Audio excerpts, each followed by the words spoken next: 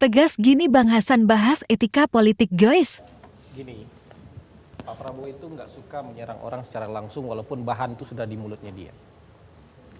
Kalau kita bicara soal etika, sangat mudah Pak Prabowo menyerang Mas Anies balik, tapi tidak dilakukan. Kemarin juga kita sarankan itu, tapi beliau tidak mau lakukan itu.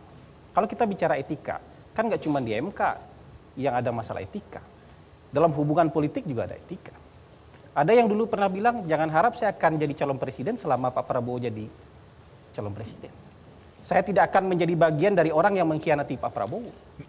Sudah dia langgar semua itu. Tapi secara hukum dia sah untuk menjadi calon presiden. Ada orang yang mengikat koalisi dengan Pak Prabowo, terus tiba-tiba dalam 2-3 hari belok dia. Ya kan? Secara etika dia melanggar etika, tapi dia sah sebagai calon wakil presiden. Tapi menyerang-nyerang pribadi begitu tidak akan dia lakukan. Itu yang kita bilang. Nah dalam hal ini kan Gibran tidak melanggar etika. Keputusan MK itu berlaku umum.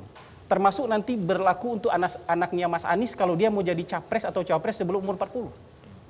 Berlaku juga untuk anaknya Mas Ganjar kalau dia mau jadi capres cawapres sebelum umur 40. Apakah nanti akan dibilang Mas Alam berangkat jadi cawapres atau capres berdasarkan pasal yang cacat etika?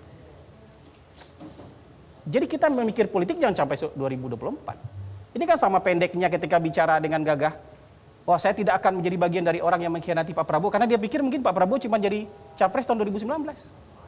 Ternyata tahun 2024 masih jadi capres. Kalau gitu saya khianati aja. Ini jadi catatan bahwa berpikir itu harus jangka panjang.